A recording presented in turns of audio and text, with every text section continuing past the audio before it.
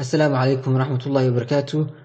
kusoo dhawaada muuqaalkii saddexaad ee taxanaheennii barashada HTML iyo CSS. muuqaalkan waxaan ku eegi doonaa ama isku arki doonaa listiga ayaan ku arki doonaa order listiga order garaysan iyo unordered listiga aan order garaysnayn. sidoo kale waxaanu isla arki doonaa linkska internal linkska iyo externalka ayaan isla arki doonaa. okay aan ku horeeyo order listiga iyo unordered listiga ama raadiyo guud ahaan listiga aan ku horeeyo koodka ayaan qori doonaa kadib ayaan sharaxi doonaa.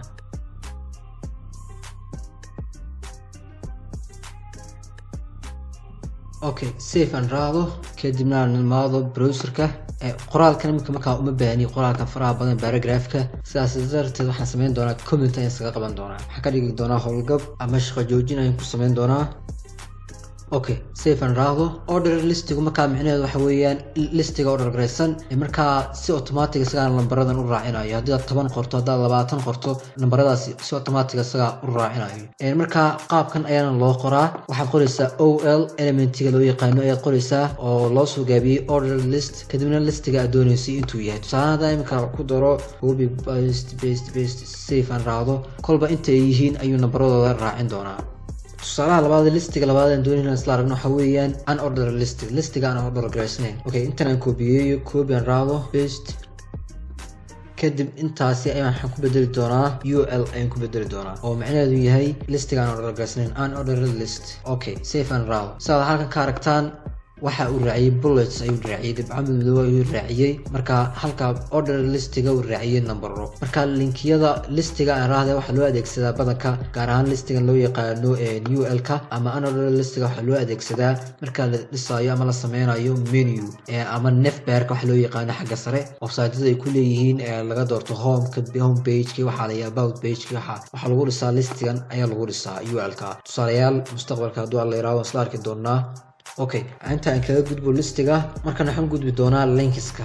linkiyadu marka laba ay u kala baxaan internal iyo external oo ah in aad sameyso linkiga markuu userka taabto inuu page-ka ama site-kaada meel kamid ah in website-kaada meel kamid ah uu geeyo userka iyo in external link aad sameyso oo meel ka baxsan linki ka baxsan website-kaada oo kale userka aad u soo dhigto page-ka. labadaba waan sameyn doonaa comment ayaan raacin doonaa si aan iskula fahanno. okay si markaa commentiga aan qorno waxaan taaban doonaa mar labaad control iyo yani calaamadan forwardka taa iyo controlka keyboardkan ayaan isla taaban doonaa. okay kadib waxaan qori doonaa internal link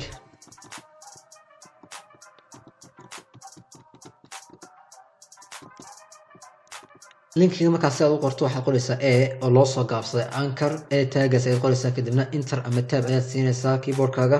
sidaad aragto wuxuu raaciyey href attribute-ka loo yaqaano href. attribute-kaasi markaa waxaan ku dhex qori doonaa halka aan doonayo userka in uu geeyo marka uu taabto userka. markaa file aan hore usii sameeyey ayaan kusoo diri doonaa linkigiisa fileka about us-ka ayaan kusoo diri doonaa oo aan hore u sameeyey about.html kadibna qoraalka userka uu arki doono waxaan ku dhex qori doonaa labada tag open tag iyo close tag dhexdooda ayaan ku qori doonaa.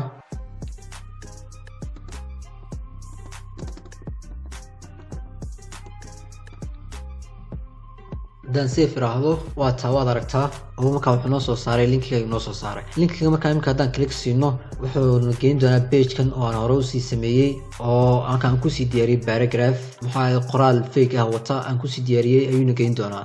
okay aan taabto isla page-kan about.html-ka ayuu maxaadayna geeyey. okay aan kasoo noqdo tusaalaha labaad ee markaa aan isla eegi doono waxa weeyaan external linkiga markaasaan u qorno xaggan hoose ayaan iman doonaa.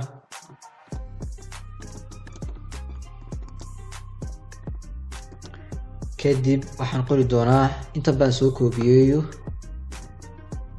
halkan marka ayaan waxaan soo koobiyeyn doonaa channelkayga linkigiisa ayaan soo koobiyeyn doonaa halkan ayaan dhex dhigi doonaa ama aan ku qori doonaa. okay linkiga channelkayga ayaan soo koobiyey markaas aad aragtaan kadibna halkan ayaan dhex dhigay. save haddaan iminkaan raado waxaad aragtaan isku daray. markaa si aan u kala jibiyo laba line aan ugu kala dhigo labada linki uu isku daray. markaa si aan laba line ugu kala dhigo waxaan sameyn doonaa line break ayaan isticmaali doonaa. br loo soo gaabsaday ama loo soo gaabiyey break ayaan qori doonaa. markaa br ayaan qoray oo loo soo gaabiyey line break save ayaan oran doonaa. waad aragtaa way soo galeen kadibna qoraalka markaa userka usoo muuqanayo aan ka dhigo my channel oo kale my YouTube channel oo kale tusaale aan ka dhigo. okay save and raado marka habkan lafteedu waa laga fiican yahay oo imka haddaan raado kaliya haddaan siiyo wuxuu kusoo furi doonaa page kan imkaan joogno ayuu kusoo furi doonaa tabkan ayuu kusoo furi doonaa yacni website-kan dhan ayuu ka tegi doonaa marka hortaan isla eegno aan taabto sabab aragtaan waa ka wuxuu kusoo furay tabkii aan joognay ayuu kusoo furay marka habka waa laga fiican yahay waxaan sameyn doonaa hab ka wanaagsan oo ah inuu tab cusub kusoo furo markaan click siino linkiga inuu tab cusub kusoo furo okay dib aan usoo noqdo si markaas sida aan yeelno uu tab cusub noogu soo furo waxaan ku dari doonaa attribute-ka loo yaqaano target yacni halka uu target gareynayo waxaan ka dhigi doonaa waxaan qori doonaa shift-da waxaan isla qaban doonaa minus-ta keyboard-kayga ayaan isla qaban doonaa kadibna calaamadda hyphen-ta ayaa ii qormi doonta shift iyo minus ayaan isla qabtay calaamadda markaan qoro kadib waxaan qori doonaa blank yacni tab cidla ah kusoo furo weeyaan macnaheedu yacni macnaheedu waxa weeyaan tab cidla ah kusoo furo okay save and raado iminka haddaan taabto tab cusub oo kale ayuu kusoo furi doonaa waa kaa saa aragtaan tab kale ayuu kusoo furay marka website-keen waa kana tabkii hore aan joogay kamuu tegin tab cusub ayuu kusoo furay linkiga aan u dirnay ama linkiga aan taabanay okay marka labada tusaalayaal ayaa linkiskana loo adeegsadaa okay marka labada tusaalayaal ayaa linkigan loo adeegsadaa internal iyo external muuqaalkan maanta intaas ayaan kusoo koobayaa muuqaalkan xidhiidhan ku kulmayno wassalaamu calaykum waraxmatullaahi wabarakaatu